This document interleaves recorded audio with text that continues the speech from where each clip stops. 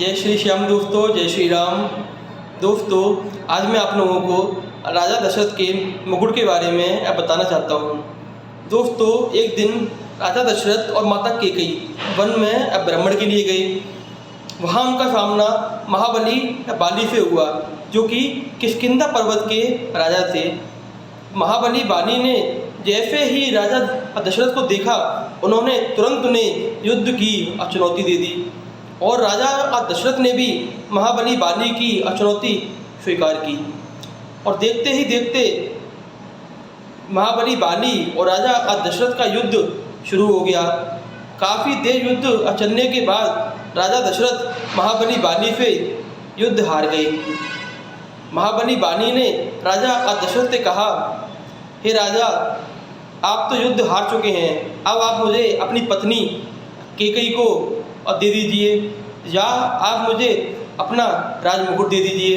काफ़ी देर सोचने के बाद राजा दशरथ ने फैसला लिया कि वह अपना मुकुट बाली को देंगे और उन्होंने अपना मुकुट बाली को दे दिया। यह सब देखकर माता कैकेयी को काफ़ी बुरा लगा और उन्होंने कहा, हे राजन, मैं आपको वचन देती हूँ कि आपका मुकुट दिलवाने में मैं आपकी पूरी सहायता करूँगी।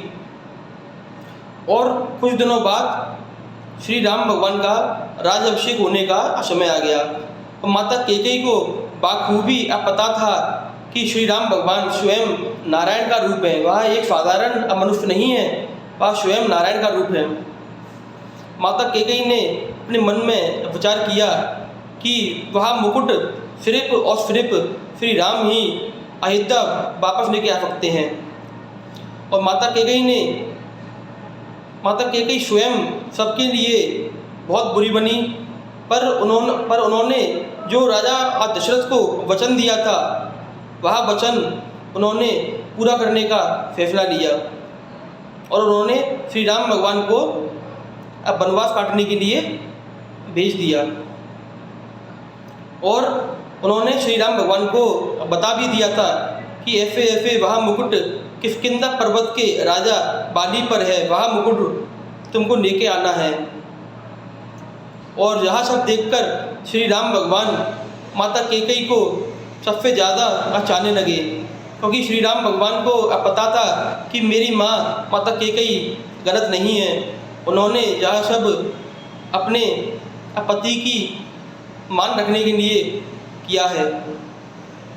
और श्री राम भगवान जैसे ही वन में गए तो उनका सामना बाली से हुआ।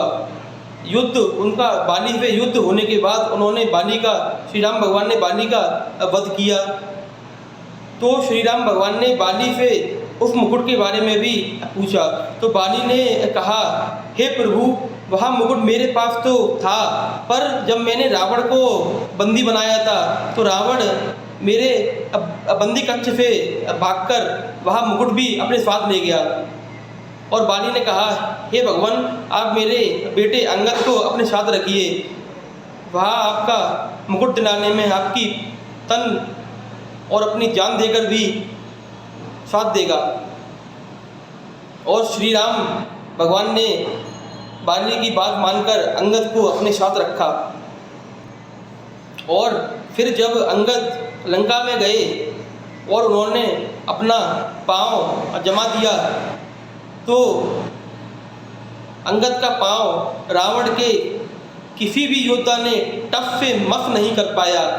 फिर आखिरी में रावण आया और रावण ने जैसे ही अपना सिर नीचे झुकाया, उसका मुकुट तुरंत जमीन पर गिर पड़ा और वह मुकुट अंगद ने उछालकर सीधा श्री राम भगवान को दे दिया। यह थी दोस्तों राजा दशरथ के मुकुट की कहानी।